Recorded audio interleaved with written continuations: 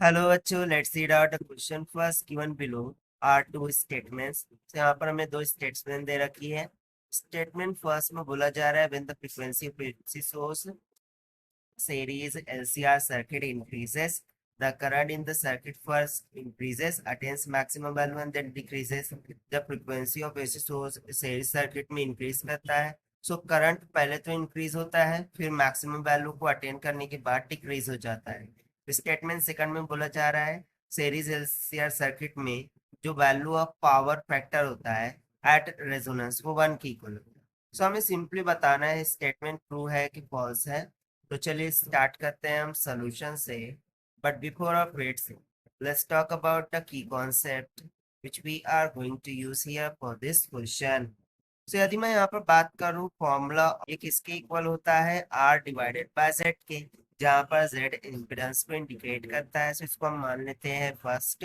So second में हम की कॉन्सेप्ट लगा सकते हैं द फॉर्मूला ऑफ इम्पीडेंस का, जो कि हो जाएगा simply R square plus X L minus of X C का होल स्क्वायर। तो चलिए फिर स्टार्ट करते हैं हम सोल्यूशन से। तो सबसे पहले तो हम यहाँ पर डिस्कस करेंगे कि अबाउट द फ्रीक्वेंसी। ओके, जब frequency of AC source increase कर रही हो तो उस टाइम पर क्या हो।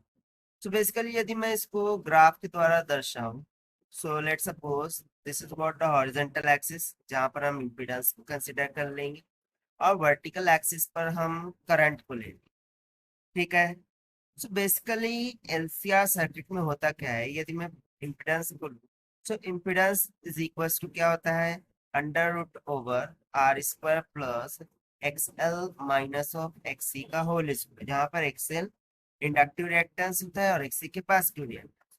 सो फर्दर इसकी फॉर्मूला यदि हम सब्स्टिट्यूट करा दें, सो ये हो जाएगा अंडर रूट ऑफ आर का square plus of 2 pi F L minus of 1/2 pi F C का whole square.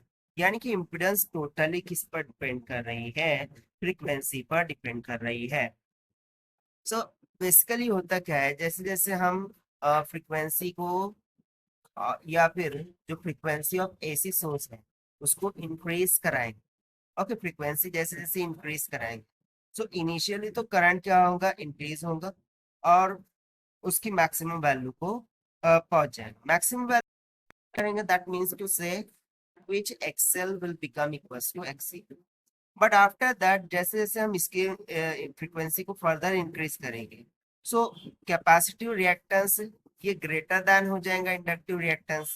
That means it will give us the negative value which leads to decrease in the value of current. So इसको हम यहाँ पर graph के द्वारा दर्शा सकते हैं कि इनिशियली तो करंट इंक्रीज होता जाएगा once it's attained to the maximum value, and after that it will decreases as the frequency will increase. So basically ये जो वैल्यू होती है यहाँ पर इम्पिडेंस क्या हो जाती है, मिनिमम हो जाती है। मिनिमम मीन्स टू से XL is equal to XC हो जाएगा, और यदि XL is equal to XC हो जाएगा तो उस टाइम पर इम्पिडेंस किसके इक्वल आ जाएंगी, रेजिस्टेंस के इक्वल, यानी कि मिनिमम हो जाएंगे। सो यदि इम्पिडेंस मिनिमम होती है तो करंट फिर हमारे पास कैसा हो जाएगा, मैक्सिमम हो जाएगा। Because we remember that current is equals to V divided by Z। यदि इम्पिडेंस डिक्रीज हो रही है तो करंट क्या हो जाएगा, इंक्रीज हो।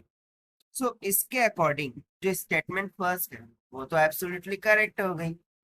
अब स्टेटमेंट टू को हम डिस्कस करते हैं by using the law of resonance. So eight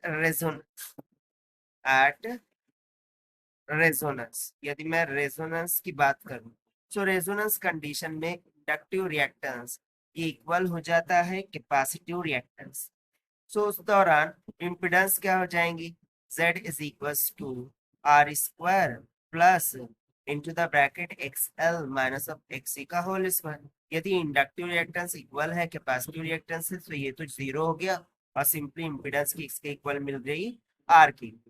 but हमें पूछा क्या गया है, पावर फैक्टर। सो यदि मैं पावर फैक्टर का फॉर्मूला यहाँ पर यूज कर लूँ, that is cosine of phi. So this is given by the formula R by Z and that will be equals to R by R. R by R that means 1। सो यहाँ से phi is equals to क्या हो जाएगा, cosine inverse of 1। अब cosine inverse of 1 क्या होता है, 0 के इक्वल। दैट मीन्स यहाँ से हमें प्रूव हो के आ गया कि एट रेजोनेंस जो पावर फैक्टर होता है वो 1 की इक्वल होता है। किसके इक्वल होता है, because it will gives us the cosine of 5 is equals to 1। So cosine 5 at resonance यानी पावर फैक्टर एट रेजोनेंस 1 की इक्वल होता है, क्योंकि फेज एंगल 0 होता है। सो इस द्वारा जो सेकंड स्टेटमेंट है वो भी करेक्ट हो गई। तो यहाँ से दोनों ही स्टेटमेंट ट्रू है। So statement first and statement true both are true.